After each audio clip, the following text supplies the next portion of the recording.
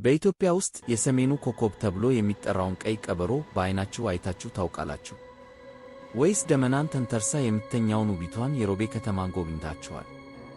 ዛሬ በቸበሬ ኳስት ጉዞችን ወደ ደቡብ ምስራቅ ኢትዮጵያ ነው፣ ወደ ንጹሕ አየር፣ ወደ ለምለም ምድርና ወደ አዲሱ የባሌ ሮቤ ከተማ።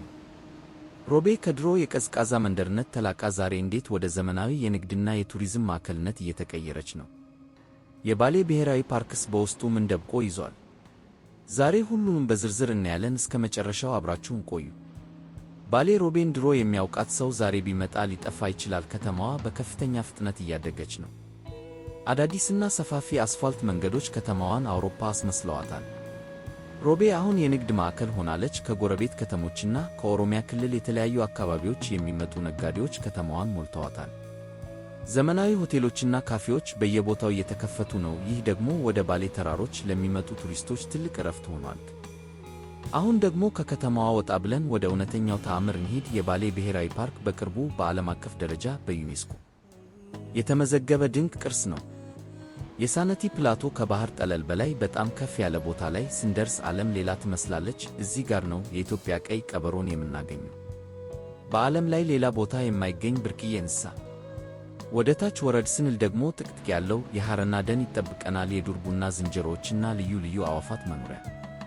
አየሩ ንጹሕ ነው፣ ግን ቅዝቃዜው አይቀለድበትም። ለዚህ ጉዞ ብርድ ልብስና ወፍራም ልብስ ይዛችሁ መምጣታችሁን እንዳትረሱ። ባሌ ማለት ፓርክ ብቻ አይደለም። በቅርብ ርቀት ላይ የሚገኘው የሶፍ ዑመር ዋሻ የተፈጥሮ ኢንጂነሪንግ ጥበብ ነው። ወንዙ በድንጋዮች ውስጥ አልፎ የፈጠረው ውበት ያስገርማል። በተጨማሪም የባሌ ሰዎች እንግዳ ተቀባይነትና ባህል ልዩ ነው። የቆጮና የወተት ተዋጽኦ ምግቦቻቸው፣ ባህላዊ ጭፈራዎቻቸውና የሰላም አኗኗራቸው ለጉዞችን ልዩ ትርጉም ይሰጡታል። ባጭሩ ባሌ ሮቤ እና አካባቢዋ ለኢትዮጵያ ትልቅ ሀብት ናቸው። ከተማዋ እየዘመነች፣ ፓርኩ ደግሞ በዓለም ደረጃ እየታወቀ ነው። ይህ ለውጥ ለሀገራችን የቱሪዝም እድገት ትልቅ በር ከፋች ነው። ኢትዮጵያን ሳያውቁ ባሌን አለማየት ትልቅ ጉድለት ነው። እንግዲህ የዛሬው የቸበሬ ኳስት ጉዞችን ይህንን ይመስል ነበር። እናንተ ከባሌ ሮቤ ከተማ ወይም ከብሔራዊ ፓርኩ በብዛት የትኛው ቦታ አስገረማችሁ? ሄዳችሁ የምታውቁ ከሆነ ደግሞ ያጋጠማችሁን ደስ የሚል ትዝታ በኮመንት አጋሩ። ይህ የሀገራችን ውበት ለብዙዎች እንዲደርስ ቪዲዮውን ላይክ እና ሼር አድርጉ።